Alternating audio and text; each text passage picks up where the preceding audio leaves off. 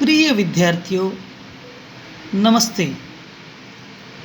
आज मैं doctor Lokendra Kumar, assistant professor Hindi, Shri Govind Guru राजकीय महाविद्यालय, आपके समक्ष उपस्थित हूँ।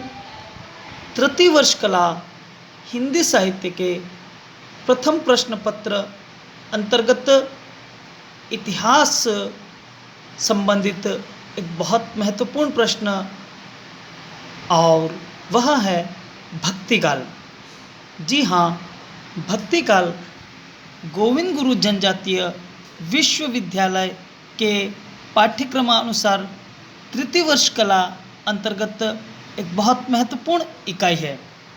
इसके अंतर्गत आज हम भक्तिकाल का इतिहास जानने का प्रयास करेंगे। यह है भक्तिकाल के इतिहास संबंधित प्रथम अध्याय है। इस अध्याय अंतर्गत हम भक्ति काल की समय सीमा और नामकरण जानने का प्रयास करेंगे।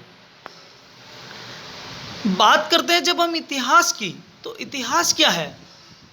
इतिहास का सामान्य सा अर्थ है ऐसा ही था या ऐसा ही हुआ।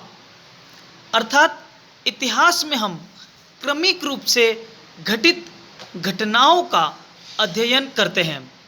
ये घटनाएं अतीत में घटी हैं। अतीत में घटित घटनाओं का व्यवस्थित क्रमानुसार कालक्रमानुसार अध्ययन ही इतिहास है। यहाँ विद्यार्थियों को ये ध्यान में रखना चाहिए कि इतिहास और आलोचना में अंतर होता है। आलोचना में हम गुण दोष देखेंगे, लेकिन इतिहास में हम क्रमानुसार घटित घटनाओं का अध्ययन करते हैं। प्रत्येक विधा से संबंधित इतिहास होता है। इसी तरह साहित्य का भी इतिहास होता है। साहित्य को हम इतिहास से पृथक नहीं रख सकते हैं। साहित्यिक रचनाओं का ऐतिहासिक दृष्टिकोण से अध्ययन, अर्थात कौन सी रचना कब रची गई और उसके रचनाकार कौन रहे हैं, उनका जन्म, उनकी मृत्यु कब हुई, उस रचना का कौन से सन में आविर्भाव हुआ, और साथ ही रचना लेखन के समय की परिस्थितियां क्या रही, ये हम साहित्य के इतिहास के अंतर्गत देखते हैं। आपको यह जानना आवश्यक है कि कालक्रम के अनुसार हम युगीन संदर्भ को लेते हुए जब विश्लेषण करते हैं, तो जो मूल्य परिवर्तित हुए हैं उन परिवर्तित मूल्यों को जानना भी आवश्यक है, और वह भी हम इतिहास के अंतर्गत करते हैं। इस दृष्टि से यदि हम आचार्य रामचंद्र शुक्ल की बात करें तो बेहतर होगा। रामचंद्र शुक्ल ने जो इतिहास है उसके अध्ययन हेतु चित्तवृत्तियों का अध्ययन आवश्यक माना है। शुक्ल जी का स्पष्ट मानना था कि किसी भी रचना का मूल्यांकन तात्कालीन परिस्थितियों और चित्तवृत्तियों के आधार पर किया जाना चाहिए। तत्पश्चात आचार्य हजारी प्रसाद द्विवेदी ने उसमें परंपराओं को भी जोड़ा, और उन्होंने कहा कि परिस्थितियों के साथ ही परंपराओं का भी विश्लेषण होना चाहिए और उसके आधार पर रचना का मूल्यांकन होना चाहिए।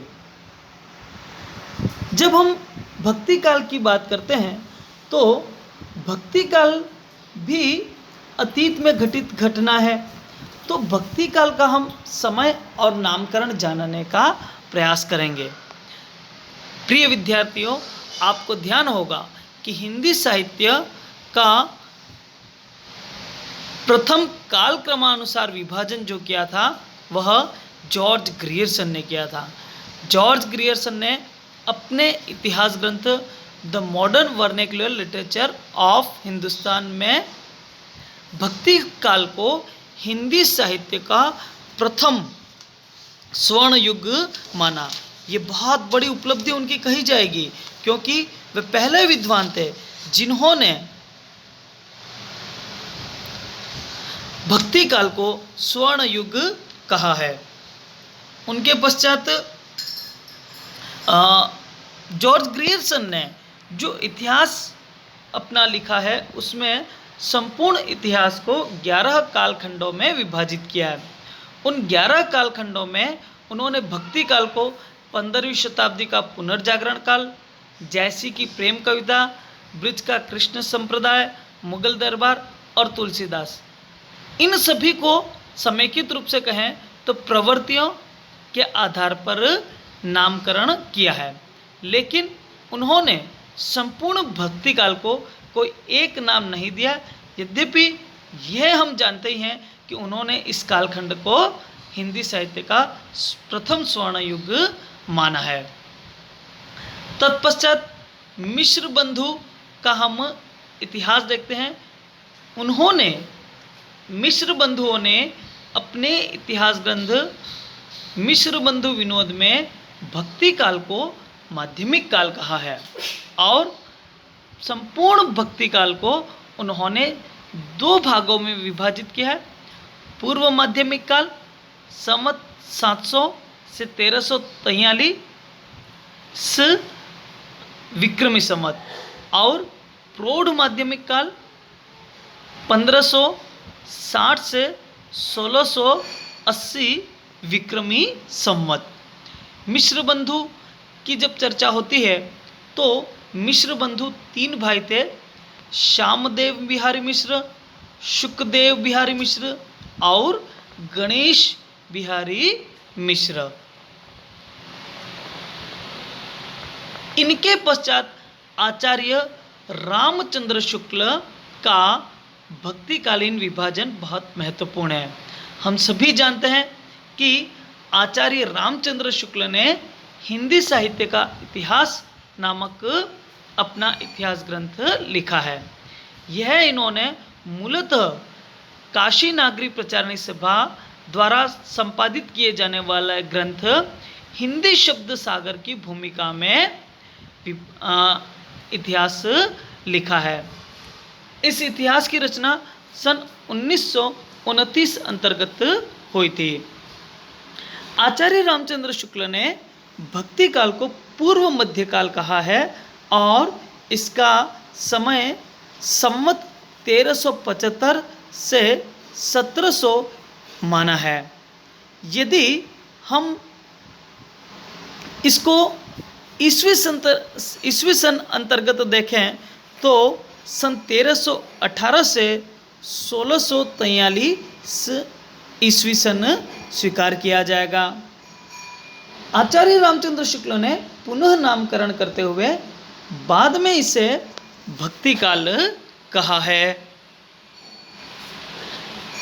रामचंद्र शुक्ल के पश्चात डॉक्टर गणपति चंद्र गुप्त ने अपने इतिहास ग्रंथ हिंदी साहित्य का वैज्ञानिक इतिहास अंतर्गत इस संपूर्ण मध्यकाल को, अब मध्यकाल में भक्ति काल और रीतिकाल दोनों आ जाते हैं, तो उन्होंने संपूर्ण मध्यकाल को 2 भागों में विभाजित किया है।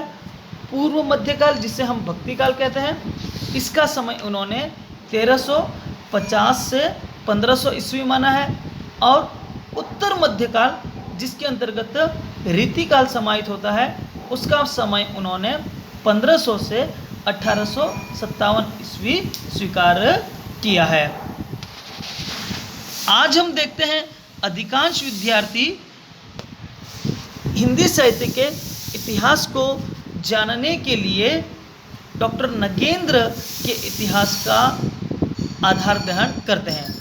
डॉक्टर नगेंद्र ने इसे भक्ति काल कहा है और उन्होंने संपूर्ण अध्ययन के पश्चात भक्ति काल का समय 14वीं शताब्दी के मध्य से 17वीं शती के मध्य तक स्वीकार किया है। डॉक्टर नगेंद्र का इतिहास हिंदी साहित्य का इतिहास कहा जाता है। यह साहित्य के विद्यार्थियों के लिए बहुत महत्वपूर्ण और उपयोगी इतिहास ग्रंथ है। ये भक्ति काल है। इस भक्ति काल अंतर्गत हम आगामी कड़ियों में संपूर्ण भक्ति काल को जानने का प्रयास करेंगे कि किस प्रकार भक्ति काल की पूर्व पीठिका आती है, भक्ति काल की परिस्थितियाँ क्या रही हैं, और भक्ति काल में कौन से महत्वपूर्ण कवि रहे हैं, भक्ति काल के अंतर्गत कौन कौन से ऐसे आयाम ठहरते हैं जिनको हमें जानना आवश्यक है। ये हम आगामी कड़ियों में देखेंगे। धन्यवाद।